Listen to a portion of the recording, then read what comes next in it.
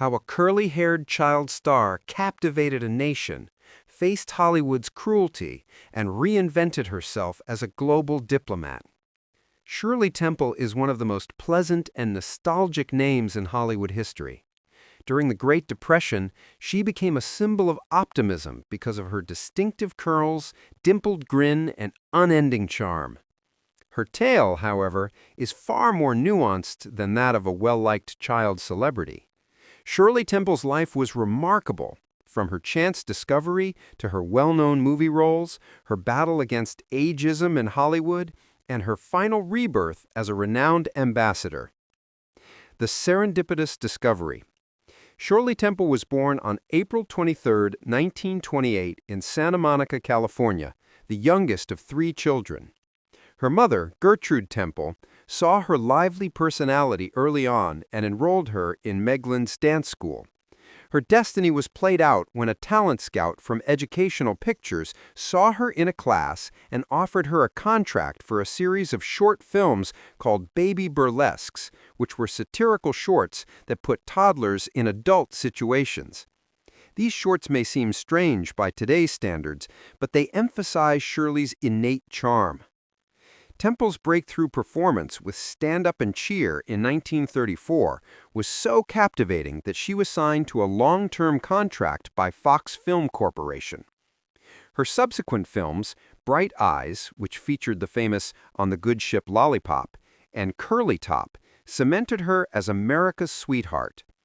At the age of 6, she was the box office champion, outselling the adult stars of the time. Iconic roles that shaped a generation. Shirley Temple's filmography from the 1930s is a veritable highlight reel of heartwarming productions. In addition to offering escape during the Depression, movies like Heidi, 1937, Captain January, 1936, and The Little Colonel, 1935, also reaffirmed the virtues of compassion, tenacity, and innocence.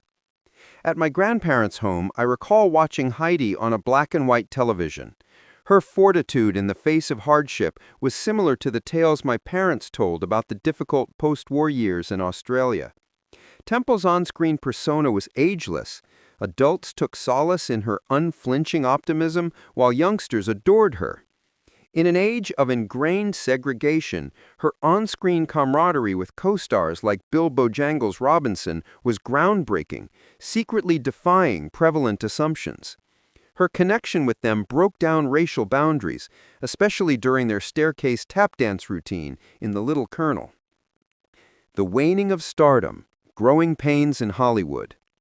Reflecting on her career years later, Shirley noted, "I stopped believing in Santa Claus when I was 6. Mother took me to see him in a department store, and he asked for my autograph." Her keen wit highlighted her awareness of Hollywood's erratic nature. As Shirley grew older, Hollywood struggled to envision her beyond the precocious child roles that had defined her. Movies like The Bachelor and the Bobby Soxer, 1947, tried to mature her image, but audiences weren't ready or willing to accept a teenage Shirley Temple. She retired from acting in 1950 at the age of 22. Why was she unable to move past child stardom? Part of the reason is the constraints of the industry.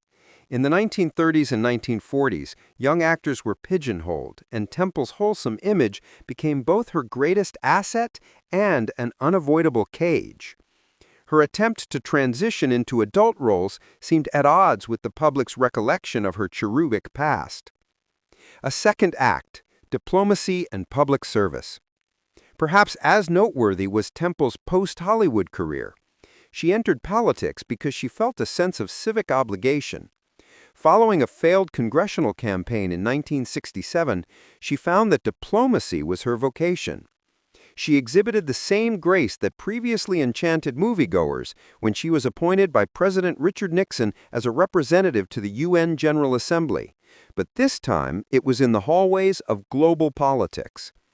She served as the U.S. ambassador to Ghana from 1974 to 1976 and then to Czechoslovakia from 1989 to 1992, where she witnessed the Velvet Revolution firsthand. She once said, "Standing there, I felt an echo of the applause from my childhood," referring to the celebration of her diplomacy rather than her dancing skills as she stood next to Václav Havel in Prague during the country's transition from communism to democracy. Personal reflections and lasting legacy. What I find most remarkable about Shirley Temple's journey is her adaptability. While many child stars fail under the weight of fame, Temple turned her early experiences into a platform for meaningful global impact. Her willingness to reinvent herself is an example of resilience, a quality we often underestimate. Her films, while charming relics of a bygone era, offer timeless lessons in optimism. I can't help but think of Sunday afternoons watching Bright Eyes with my nieces, seeing their faces light up just as mine did decades earlier. Shirley Temple's legacy isn't limited to celluloid. It lives in the hearts of those who find inspiration in her public service and joy in her performances. Shirley Temple passed away on February 10, 2014, leaving behind a legacy that connects entertainment and diplomacy.